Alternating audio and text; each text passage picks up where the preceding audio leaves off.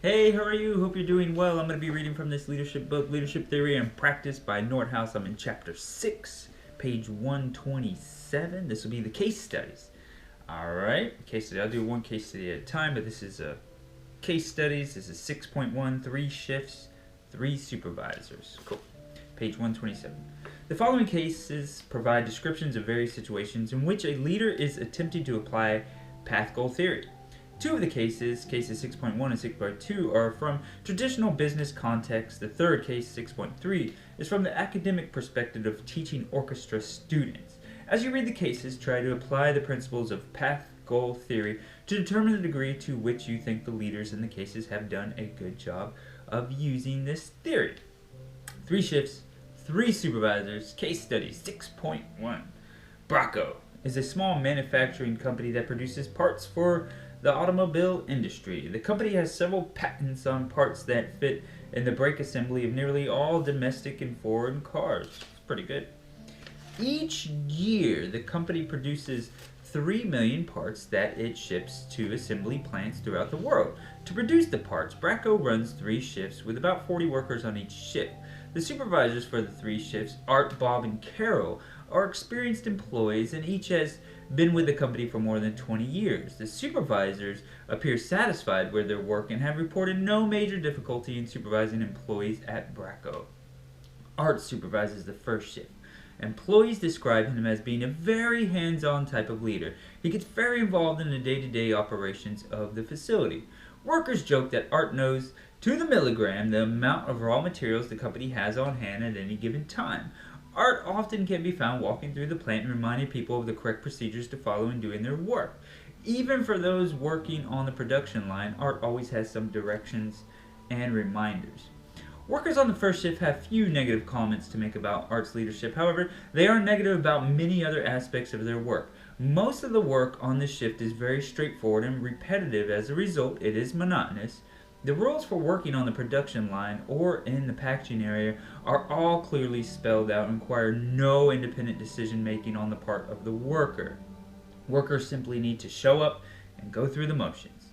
On lunch breaks, workers often are heard complaining about how bored they are doing the same old thing over and over. Workers do not criticize Art, but they do not think he really understands their situation.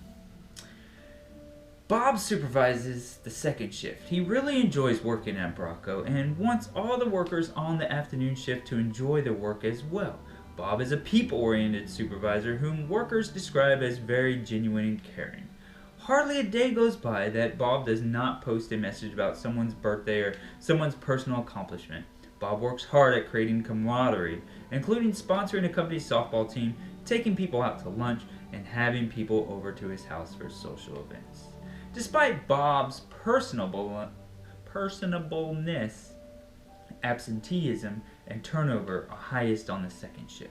The second shift is responsible for setting up the machines and equipment when changes are made from making one part to making another. In addition, the second shift is responsible for the complex computer programs that monitor the machines. Workers on the second shift take a lot of heat from others at Bracco for not doing a good job. Haha, I gotcha. Workers on the second shift feel pressure because it's not always easy to figure out how to do their tasks. Each setup is different and entails different procedures. Although the computer is extremely helpful when it is calibrated appropriately to the task, it can be extremely problematic when the software it uses is off the mark. Workers have complained to Bob and upper management many times about the difficulty of their jobs. I gotcha. Carol supervises the third shift. Her style is different from that of the others at Bracco. Carol routinely has meetings which she labels troubleshooting sessions for the purpose of identifying problems workers are experiencing. Anytime there is a glitch on the production line, Carol wants to know about it so she can help workers find a solution. If workers cannot do a particular job, she shows them how. For those who are uncertain of their competency, Carol gives reassurance. Carol tries to spend time with each worker and help the workers focus on their personal goals. In addition, she stresses company goals and the rewards that are available if workers are able to make the grade. People on the third shift like to work for Carol. They find she is good at helping them do their job. They say she has a wonderful knack for making everything fall into place. When there are problems, she addresses them. When workers feel down, she builds them up. Carol was described by one worker as an interesting mixture of part parent, part coach, and part manufacturing expert. Upper management at Bracco is pleased with Carol's leadership, but they have experienced problems repeatedly when workers from Carol's shift have been rotated to other shifts at Bracco. Questions.